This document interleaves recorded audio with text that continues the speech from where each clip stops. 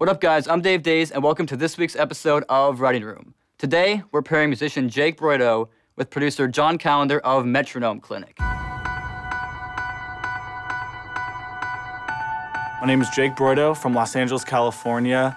My YouTube channel is just youtube.com/Jake Broido. You can find all my music videos and weird behind-the-scenes videos. So I got into music when I was a kid, just listening to the radio, listening to bands, was really into the music my parents would play me. People grow up in sports households, people grow up in households where, it's about one thing or another, and in our house, the fun was centered around music. Hi, I'm John Callender from Orlando, Florida. The first time I ever played an instrument was 20 years old. And then after that, I started playing in bands and stuff like that, and eventually starting to learn recording and started recording myself and then other people. My band in high school, Defense Breaks Down, had a little record deal thrown at us by a producer in Los Angeles, and we went through the motions. I was very excited. We were, going to high school and then after school heading up to Hollywood to record at a big studio, and that was fun. But I learned very quickly, that we were just another band on the producer's slate, and that his contract to us was the contract he throws at everyone. And I watched him produce, and it seemed like the producers all had, the keys to the music industry. They were the ones who really had a grasp on what was going on, and they were making a high-quality product, and I was kind of working for them. I didn't like that feeling, and so that's why we didn't end up taking that deal, and I started to learn how to produce right after that. When I found out who I was paired with, I wanted to know what that artist had in mind for their sound and style, what they were going for, and then I just kind of was like, okay, cool, and I just started an idea from scratch. It's tough as a producer to work with another producer. You're gonna take it two different ways. We never met, and we did it all online back and forth. So I sent him like just an instrumental, and he started writing lyrics and melodies to it. I'm receiving a recording, and I get to do whatever I want to it and send it back. We have no say over what the other person adds, and it almost makes it better. Because it just seemed like we were each doing great on our ends, and it kind of just kept building from there. It's kind of like we're building a house together, one piece at a time. Now we have the awkward internet relationship meetup. What's up, man? Jake. John, nice to meet you. Good to finally meet you. Yeah, How's man. it going? How's your flight? Good.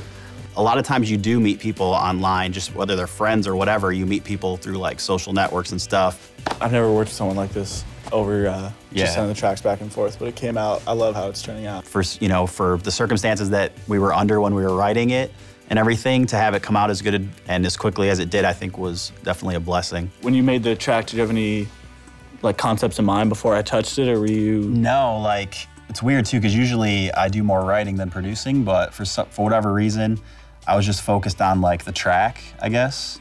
Knowing that you were involved from the beginning, I guess I took more of a make the beat type of approach, and I wanted to hear how you wanted to write to it. I'd had empty picture frames written on my phone for a while. Oh, cool. And I was waiting for the right track to flesh out the concept too. I do the same thing, man.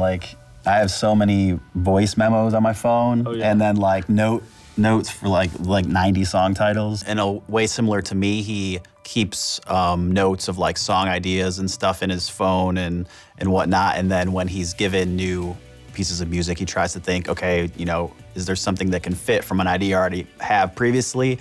I do the same thing a lot too, so I thought that was pretty cool. Should we play the song? Should we just go for it? Yeah, let's try it out, man. It was really cool because we've never practiced it, and we just picked up the instruments and we can play the whole song, and it definitely took away from some of the awkwardness of meeting for the first time.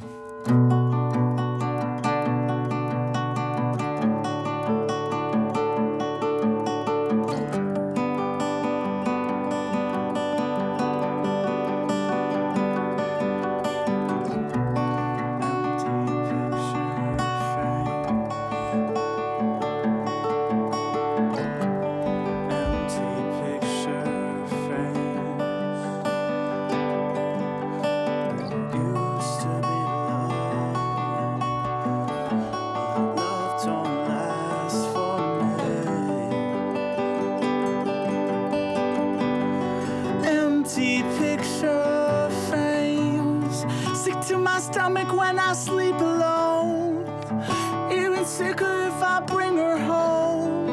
And nauseous silence by the alcohol, trying to call, but you know better by now. What happened to the love I never lose? Swore I could die in bed just holding you. All truths I never thought I'd have to learn. I gotta let it burn, let it burn. Empty picture frames. No, no, no, don't go. Empty picture frames, empty picture frames. They used to be love, but love don't last for me. Empty picture frames. Yeah, man. Love it. Click right here to see my video for this new song. The song's awesome, the video's clean, it bumps. Hope you enjoy it.